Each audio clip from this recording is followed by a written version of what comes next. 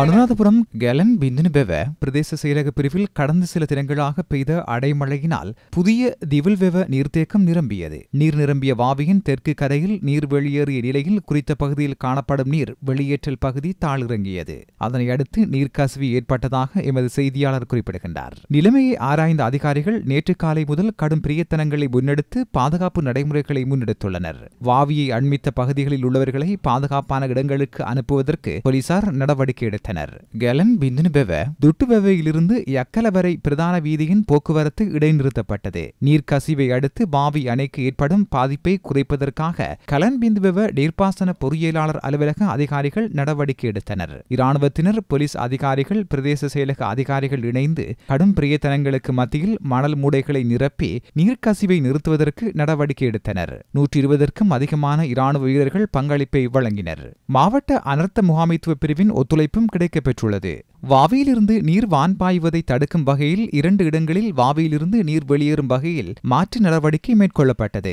தற்போது அச்சுறுத்தல் நிலை நீங்கியுள்ளதாகவும் சுட்டிக்காட்டப்பட்டுள்ளது. அலுத்திவுல் வாவியின் ஊடாக இம்முறை பெரும்போகத்தில் 320 ஏக்கர் வயற்காணிகள் வரை செய்கை மேற்கொள்ளப்பட்டுள்ளது. அச்சுறுத்தல் நிலையை எதிர்கொள்ளும் வலயத்தில் இருந்த 49 குடும்பங்களைச் சேர்ந்த 149 பேர் பிரதேசத்திலுள்ள விகாரையில் தற்காலிகமாக தங்க வைக்கப்பட்டனர். அவர்களுக்கு நேற்றைய தினத்திலிருந்து சமைத்த உணவு வழங்கப்பட்டது. இதேவேளை ராஜாங்கனை நீர்த்தேக்கத்தின் 6 வான்கதவுகள் தலா 5 அடி வரை திறக்கப்பட்டுள்ளன. அதன் ஊடாக செக்கனுக்கு 7900 கன அடி நீர் கலா ஓயாவுக்கு விடுவிக்கப்படுகிறது. அங்கமுவ நீர்த்தேக்கத்தின் 2 வான்கதவுகள் தலா 2 அடி வரை திறக்கப்பட்டுள்ளன. அதன் ஊடாக 1300 கன அடி நீர் கலா ஓயாவுக்கு விடுவிக்கப்படுகிறது. அடைமழையை அடுத்து கவுடுள்ள ஓயாவின் 4 வான்கதவுகள் திறக்கப்பட்டுள்ளன. 6 அங்குலங்கள் வரை வான்கதவுகள் திறக்கப்பட்டுள்ளமையினால் செக்கனுக்கு 500 கன அடி நீர் காமினியா ஓயாவுக்கு விடுவிக்கப்படுகிறது.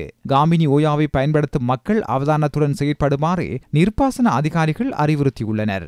இந்நிலையில் வடக்கு, வடமத்திய, கிழக்கு, ஊவா மற்றும் மத்திய மாகாணங்களில் இன்றைய தினம் இடைக்கிடையே மழை அல்லது இடியுடன் கூடிய மழை பெய்யக்கூடுமென வளிமண்டலவியல் திணைக்களம் அறிவித்துள்ளது.